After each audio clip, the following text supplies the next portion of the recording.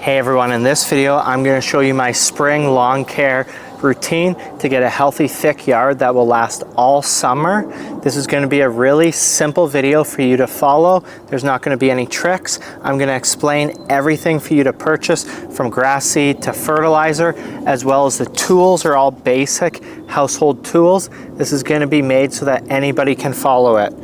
All you really need is a rake, a wheelbarrow, shovel for moving some topsoil, and a lawnmower. The first thing that we want to do is use our lawnmower, and we want to cut our grass as short as possible.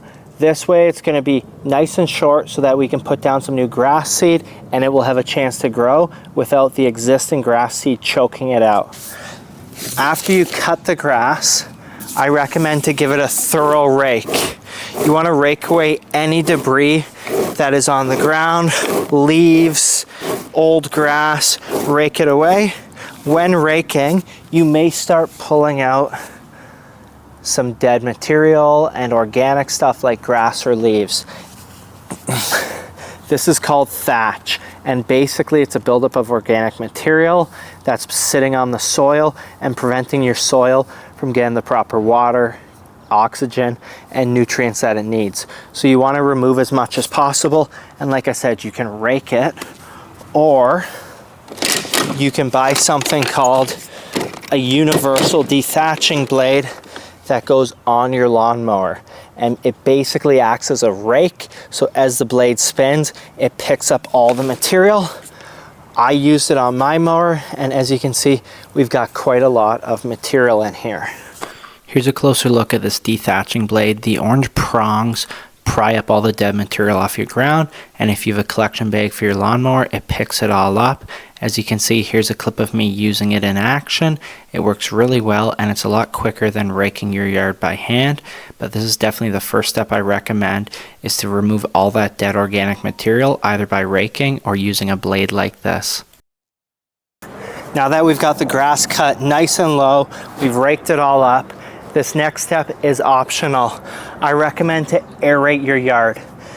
If you don't own an aerator, like most people don't, you can typically go on Facebook Marketplace, find somebody who's able to do your yard really cheap. Generally, it's about $40 to $50 to aerate an average size city yard. This is an optional step, so you can skip it. But if you can, try and get somebody in to aerate your yard in the spring. Aeration has so many benefits, and if there's one thing you're going to do for your yard, I'd recommend aerating it. It allows water, nutrients, and oxygen to get into that soil, making your entire yard healthier. So I'm going to aerate this yard, and then after I aerate it, we're going to put down some grass seed. If you don't have an aerator, you can skip this step and go right to putting down grass seed. I'm going to explain to you what type of grass seed to get before I put it down. Here's a little bit of a sped up clip of me aerating this yard. Like I mentioned, this is a totally optional step, and you can easily find someone off of like Facebook Marketplace who will do it for around $40 to $50. But if you can't, no worries, you can just move on to grass seed. As you can see, we've got the ground aerated. These plugs are what come out, and it leaves all these holes in the soil so that it can get the proper nutrients and oxygen it needs. Now that we're done with the aerating, we're going to put down some grass seed. This is called overseeding, and we're going to put the seed down quite heavily. Now, when you're going to buy grass seed, there's a few things I'd recommend. 1, buy it from a landscape supplier. You're going to get the best price. 2, make sure that you get the right seed for where you're putting it down. I'm using sun and shade mix because we get both sun and shade here. If you have a really sunny area, get a sun seed. If you have an area really shady, get one specifically for shade. When you're buying grass seed, it never hurts to put down more grass seed. In this area, I'm going to put down approximately 5 pounds worth of grass seed, and then after we seed, I'm going to put down some fertilizer. With fertilizer, in the spring, it's best to put down something that's high in nitrogen. So fertilizer is typically nitrogen, phosphorus, and potassium. The nitrogen, you want something around 20, and potassium, it's nice to have in the spring as well. I'm just using a cheap fertilizer here from Home Depot, but I do recommend buying your grass seed from a landscape supplier. So for our fertilizer, as you can see, 30 nitrogen, 0 phosphorus, 3 potassium, which is a good blend for the spring. And then for our grass seed, I've got a mix of sun and shade. When you're putting down grass seed, you can do it by hand, simply by putting it like that. I'd recommend getting a spreader. These are really cheap to buy off Marketplace, and it's gonna make it a lot easier. If you're ever confused wondering how much grass seed to put down for the size of your yard, typically you can look at the label on the back of the packaging and it will tell you how much seed to put down for the square footage of your yard. After I finish spreading the grass seed, next I'm going to spread the fertilizer, and I'm going to do this in the same manner as the grass seed. Now that we've got the grass seed and fertilizer down, we're going to put down some soil. Anytime you put down grass seed, you need to cover it with a material that's going to hold moisture so that the seed can germinate. Grass seed needs to stay wet for 7 to 14 days for it to germinate, and the soil is what holds onto moisture. So the easiest and most basic way to do this is with a wheelbarrow and a rake. Dump piles of dirt, and then you can use the rake to spread thin layers of that soil all over the yard to help cover the grass seed. Rake is the most basic way to top dress your yard. I've got a couple tools here that I'm just going to show you in this video how they work. This is called a yard leveling rake.